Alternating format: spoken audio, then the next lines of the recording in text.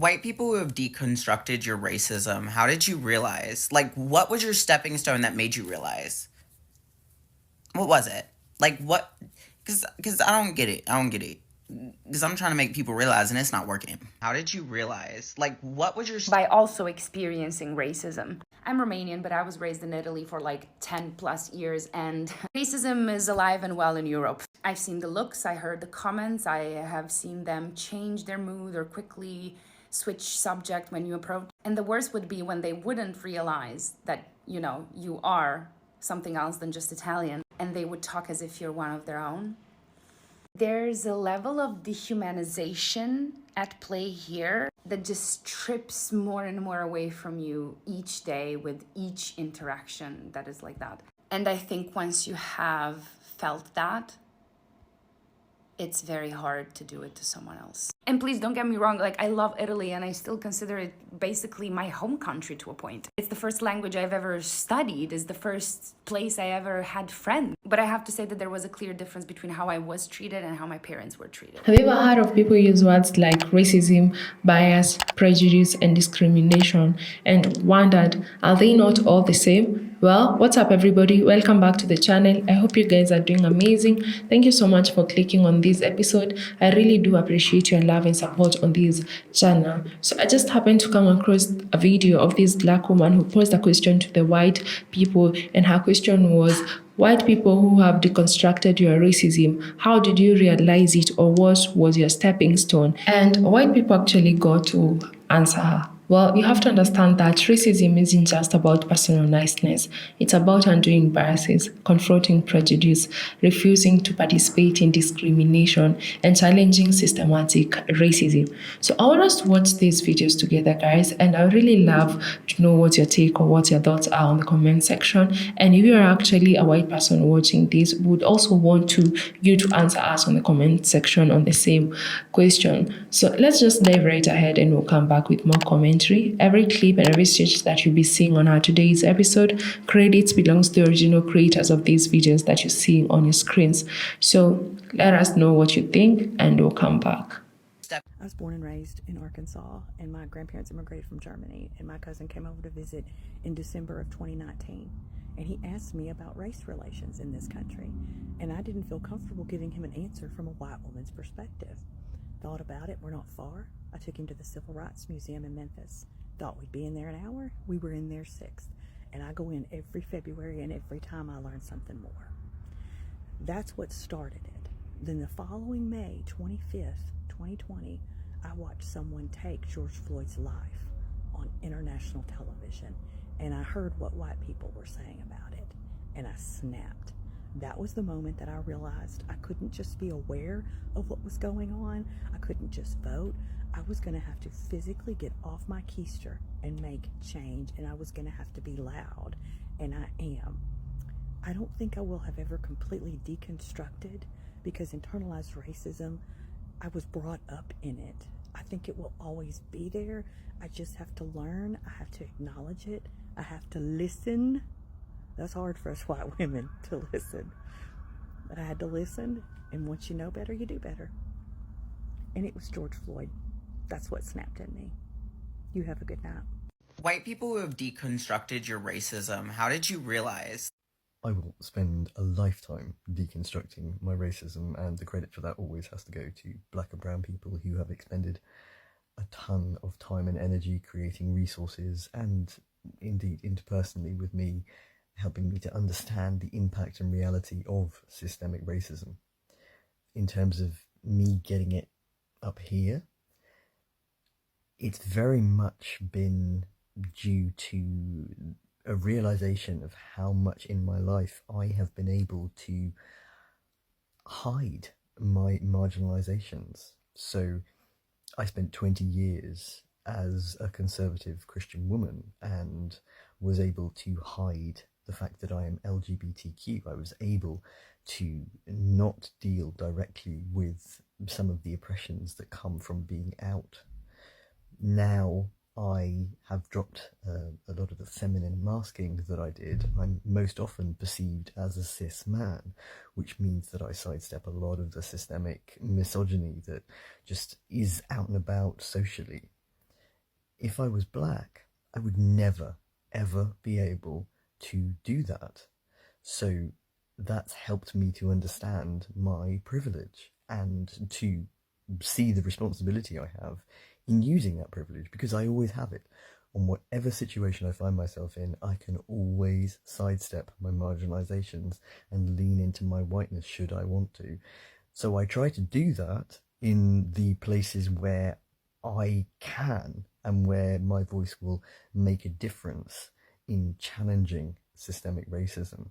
But I'm always very, very aware that my main priority is to amplify the voices of those people who cannot shuck off their marginalization, because they're always perceived as black and brown, and I am always perceived as white, whatever other marginalizations that I have. And this is a key point for me, and that's been what's really got it in there.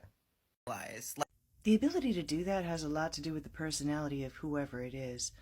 Like a person who is incurious and never asks any questions, and most importantly, thinks that they're always right, they're going to have a really hard time learning that. People who ask questions, they're going to have an easier time. Myself, I grew up in a town that was 98% white. It wasn't so much color blindness as there was literally nothing to see. However, an incident occurred when I was about 3/4 of the way through my 8th grade year. I happened to walk into the living room, which is in itself something of a miracle, while the nightly news was on. I never care about the news. I must have wanted something from one of my parents, but what I remember is seeing that Los Angeles was burning and saying, that was going on. And he proceeded to explain to me, and I've learned more about it since then, that the 4 Los Angeles police officers who, let's be real, they beat Rodney King to within an inch of his life. It was on video. Everybody, including my junior high white-ass self, everybody knew that. But a jury of not their peers, because they moved that trial out of Los Angeles County to get a more favorably conservative jury, decided that they were not guilty. And the fact that Los Angeles was burning, that was the response. And for me, that was, holy shit. I mean, I could remember the names of all 6 kids who were not white that were in school with me. I have no idea, and to give me a little bit of credit, I had no idea. It's hard to learn anything about diversity in a place that doesn't have any, but that was the moment that I was like, I have to know. I have to learn. I can see that this ain't right. I knew it wasn't right. As a matter of fact, if I recall correctly, I got grounded for saying, well, what the fuck did they do that for?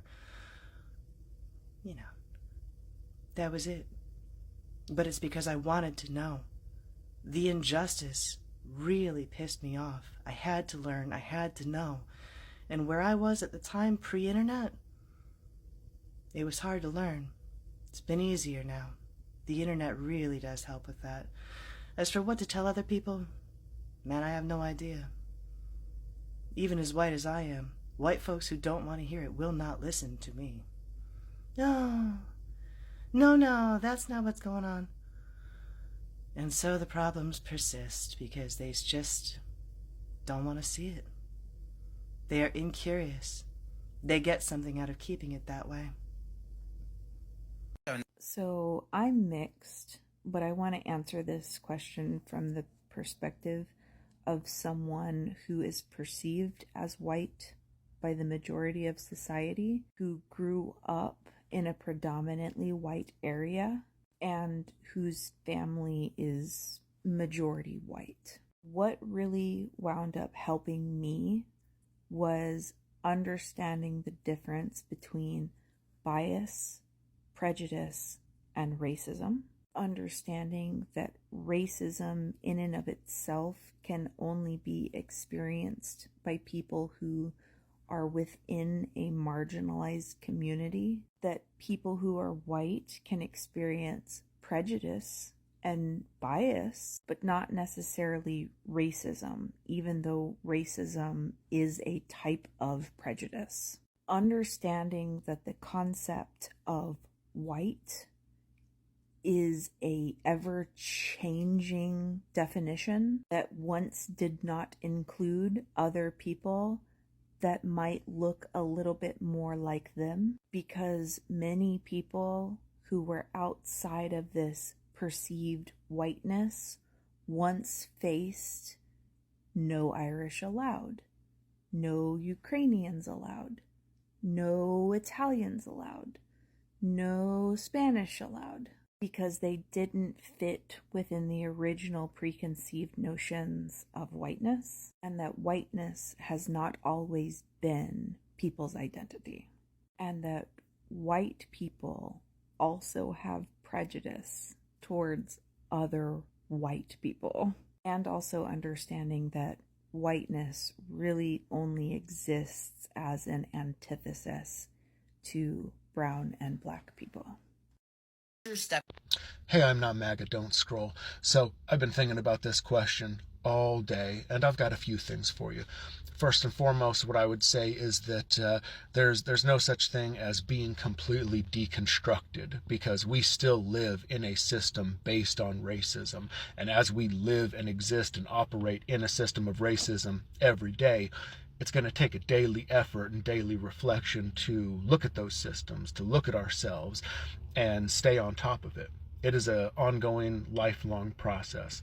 It also helps that I wasn't raised with racist family members. Thanks, Mom, so much for not being an asshole. But having grown up and existing still in a system of racism, it's impossible not to pick up those traits. And I can't say that there's any, specific thing or specific strategy, set of phrases, anything like that, that's really going to, click for somebody. Everybody's going to be completely different. But I can say that, specific framework helps. An example just for myself, something that helped me wake up was years ago when I was getting ready to start my business. I didn't have nothing, I did a bunch of time in prison. I paroled with nothing. I was working for somebody else, not really making good money, but I had skills and I wanted to start a business. And I called the loan office to try and get a loan for my business. And I go through the whole thing, do my whole proposal, and they're like, wow, that's actually, a really solid idea. Tons of people are trying to do things they've never done before just because it sounds cool. And you have a solid plan, and it's something that you're actually very experienced in. You're a great candidate, but do you have any assets? And I said, no, I don't own a house or anything like that. And they said, okay, well, there's not a lot I can do for you unless, do you happen to be Pacific Islander or African American or Native, some type of minority? And I just said, no, does that matter? And they said, yes, absolutely. There's special programs that we could put you in if you're a minority that would allow you to get a business loan. And honestly, I was a little bit salty about it. I went, what the? Okay, so as a white guy, you can't get it. But okay, as a minority, that would get me a loan. Okay. And then it was a couple years later, I realized I made it anyway. Like I still am successful, and I was able to look at that objectively, having gone past the point of being defensive about that initial interaction and being resentful about not being able to get that loan. I was able to look at it and go, damn, I made it anyway. And my job involves going into people's houses every single day. And I was able to look and go, every day I knock on somebody's door and they open the door and they see me and they invite me right in. Would they do that if I was black? Would I get the recommendations that I get, especially in the area that I live in, if I was a black man? Would I get that same level of trust? So would I have made it? And oh shit, maybe I wouldn't have. And so maybe those loans and those opportunities and incentives are there for those people because they actually need it. And they're not there for me because I didn't actually need it. I didn't turn out to need that. And so I was able to see that and understand and connect and go, oh, this is why those systems are the way that they are, because we exist in a racist system. It is designed for me to succeed and for them to not succeed. And so that was definitely a helpful thing, but it's going to be different for everyone else. But as far as framing things and presenting them to people, I'm going to go ahead and, take the page out of my wife's playbook, who is a professional. She has a master's degree in social work. And the way that she presents things to me when she's trying to get me to see something is by asking me to view it with curiosity. Not as an accusation of like, hey, don't you see that you do this, that, and the other thing sometimes, and don't you see that these things are, racist or misogynistic or whatever it is. It's, hey, do you think that there's any way that these things could be construed a certain way? Do you think that there's any possibility that there might be some racial bias there? And I'm not saying that this is something that you're consciously doing. I know that you're a good person.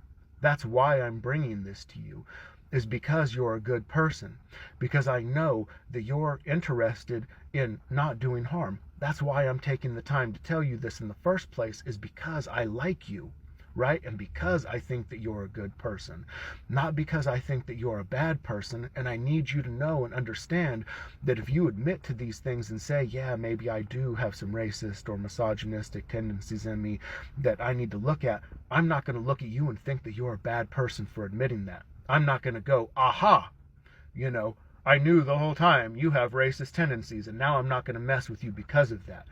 No, I'm going to look at you and I'm going to say, wow, it takes a very strong person to admit that and to take that on and to commit to do better. And I know that you're that strong person. I know that you have that in you, and I know that you're a good person. And so I'm coming to you with trust and asking you to trust me. And if I say, hey, I see these things here, I'm asking you to look at it with trust and with curiosity, and to just examine it.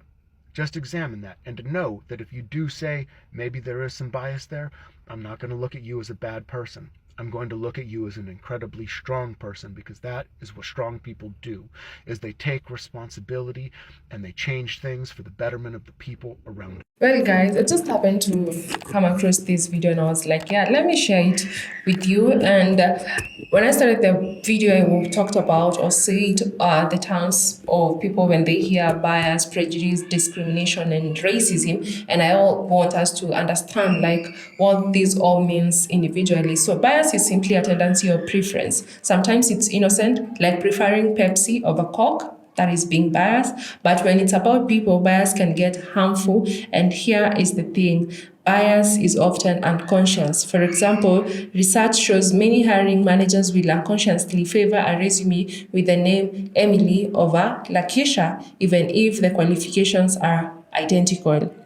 Prejudice. Now, prejudice takes bias a step further. It's when we form a judgment before knowing someone. Think about assuming a Latino kid in class won't do well in math, or thinking a white rural American must automatically be racist. That's prejudice, generalizing an individual based on a stereotype.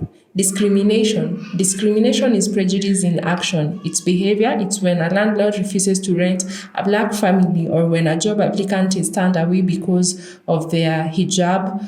Prejudice lives in the mind, but discrimination shows up in real-world decisions. What about racism? Racism is when prejudice and discrimination are backed by power and systems. This is the big one. It's not just an individual being mean, it's the way institutions, laws, and history have worked together to give one group an advantage over others. For example, redlining in housing that was happening and maybe still happening to Black Americans, mass incarceration, and even school funding gaps that fall along racial lines. That's racism at a systematic level. So when we talk, or what this video is actually today about, deconstructing from racism. So think of it like peeling layers of an onion. When you're peeling onions, you have layers. And in this case, at the top, we have racism, where the big systematic issues is actually affecting the United States of America, especially Black Americans. And under racism, we find discrimination. These are the actions that you people do take or people do take. And under that, we find prejudice, the judgment and stereotypes that people have about Black Americans and other non-European races in America. And the root where is bias, the unconscious tendencies that people do have. So when we talk about racism, we cannot just shout about the systems. Like, we have to check also ourselves, especially if you come out here and shout that I'm not racist, I'm a good person, I'm nice. There is no way I've ever been racist to any black person or any other person of other race. Like, you really have to check yourself well before coming and telling people that you ain't racist. So the question is, in this chain, where do you yourself? Have you ever caught yourself in a bias you didn't realize you had? Have you ever been on the receiving end of prejudice? I also got to learn the truth is that none of us are totally from bias, but the power is in recognizing it and not letting it turn into discrimination or fade into racism. So when these people are actually explaining on how they helped themselves deconstruct from racism, and most of them, you can clearly hear it's because they recognize bias, they acknowledge that they have bias in humans, and we all have it. And the problem comes when bias goes unchecked. But these people are like, we need to check this, which is actually quite good. And what's good about this is that we actually seeing people, especially white people, coming on social media platforms and discussing and talking about this, because there is maybe a person who's gonna watch this video or these videos of these people on their other social media platforms or TikTok,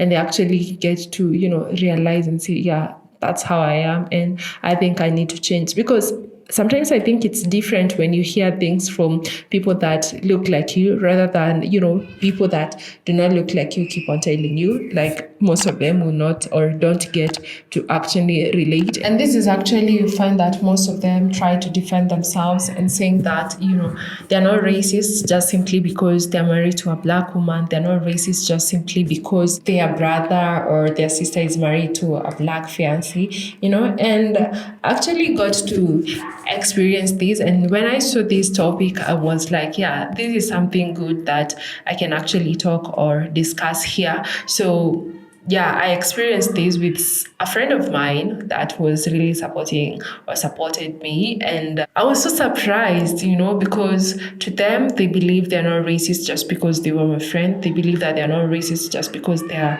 married to a black woman. And something just happened. And his response was so crazy. Like, I didn't expect that coming from him, but I wasn't surprised at all. And this is why I was like, let me dive into this topic and get to understand more. And these people in this video are actually explaining that there is no way that you can completely deconstruct yourself from racism, but you can keep on learning and being very careful each and every single day, which I think these people should continue creating videos and, teaching people about it every single day for people to get to learn and understand it. So what are the start root of recognizing bias? So you acknowledge you have bias because every human is biased.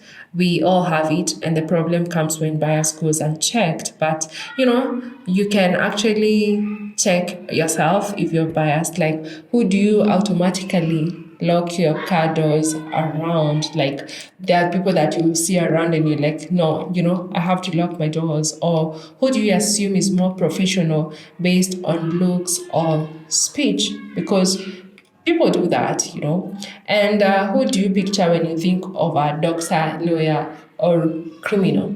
And this actually got to remind me of this video I saw of I think that guy have a podcast. I'll put the clip here. You will actually see it, whereby they say that they cannot be operated by a black surgeon. And I was like, what do you mean? You see, like, they're being biased and they just think that just because someone is black, they're not professional or they're not qualified, and that's why they say they cannot, be operated on by a black surgeon. What about how you can actually confront prejudice? So when you hear of these stereotypes, like, don't just keep quiet when someone says black people are lazy or immigrants are taking our jobs or black people are criminals, black people are ghetto loud. Silence equals agreement. So you get to ask questions, get to want to know why these people are believing in these stereotypes that they just had from people, and they not even, got to interact with Black people, interact with immigrants,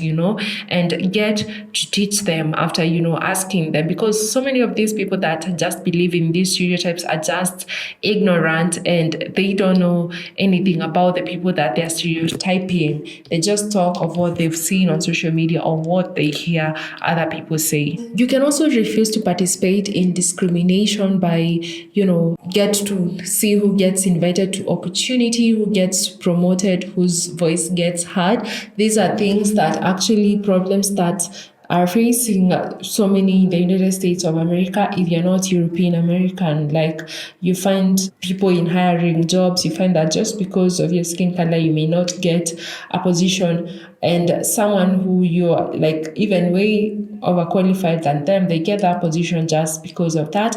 There is another day I did this video of a woman who came on her TikTok account explaining how she was instructed by her employer not to, accept people's resume or call them for a job interview with Black sounding names. You see, you also find other people get to hire people with, their accent and appearances, which should not be happening. So other ways is that you as a doctor or a teacher, especially as a doctor, you get to understand that people, like, they all feel pain the same way. So this has reminded me of this story of this woman who was called Smith. I did that video, who was, went to the hospital. She was pregnant, and she explained it to the nurses, and they just didn't believe her, and they asked her to go back home. She asked for a scan. They denied her that. And I think they treated her that way because she's, she was a Black, and there is this stereotype of Black people can adhere to pain, or, are okay with pain, and they can be able to, just stay without proper medical care. I don't know what's up with these nurses. And when I got to see of this story, it actually made me feel so sad and angry, because at the end of the day, she got to lose her life, and she was put in an life supporting machine because she was already pregnant, and they couldn't get rid of the baby due to the state's laws and rules about abortion. And it was quite crazy. So you as a doctor, when you don't take Black patients seriously, that shows that you're discriminating them. And you as a teacher, just be mindful not to lower expectations for students of color or Black students. As a neighbor, don't call police on someone that you're seeing in your neighborhood just because of their skin color or just because they look suspicious. You don't even know a person, and you're already calling police on them. They've not done anything. They're not stealing. They're not causing any harm, but you're there calling police on these people. So that is also discrimination. So you can also actively work against systematic racism. One of them is learning history, and you get to understand that a lot of white Americans were never taught how systematic racism was built, like redlining, Jim Crow, mass incarceration, voter suppression. Knowing history makes it harder to ignore. So when you get to learn more about this history, rather than what you're being, taught out there, like, take it to yourself to learn more. Take it to yourself to learn and get to understand deeper. You can also, especially for white people, use privilege responsibly. Like, you all know that white people can often have access to rooms, resources, and influence where Black and brown voices aren't present. So you can also use that to work against systematic racism. Actions that you can also take is support policies that dismantle racial inequalities in education, housing, healthcare, amplifying voices of people of color rather than speaking for them. Invest in Black-owned businesses and creators. Get to teach even your own community on this history that most of them don't get to learn. So as these people actually said, you cannot completely deconstruct yourself from racism. It's just a matter of keeping learning, because deconstructing racism isn't a checklist. It's a lifelong work, and mistakes will happen. The point isn't to be a perfect ally, but to stay committed. And when you're committed, you'll find yourself that day in, day out, you're learning something. And with especially such people that are actually creating these videos and trying to teach us of their experience. There is also other people that watch these videos that will actually be like, yeah, I need to check myself, I need to check if I'm biased, I need to challenge prejudice, and I need to refuse discrimination. And they'll be like, yeah, I also need to fight systematic racism. During this video, I've also got to learn so many things that I actually didn't know. And this kind of videos, actually, they keep on teaching me a lot of things that I need to learn. And you see, if I wasn't so much on, racism and all that, especially coming from a country that you don't experience this a lot, I would have just been okay with what a friend of mine told me, as I said. But now, because I have a deeper understanding of racism and people being discriminating against other people, I was like, you know what, I cannot continue being friends with this person. And that's why I'm saying, like, doing these videos and coming across this video today, the ones that I've just teached here, have gotten me to learn more of things that I actually didn't know. And I hope you who have watched this video, you've just not watched just to watch. I hope that you've learned a thing or two that will actually help you deconstruct racism and, challenge prejudice and challenge systematic racism and, check if you're biased and everything that we've actually gotten to learn on this episode. I really do appreciate your love and support on this channel. I really love to know what's your thoughts or what's your take on this on the comment section. And make sure to subscribe to this channel, share this video with your friends and loved ones or people that you think that they need to hear or learn about this. And until the next episode, bye.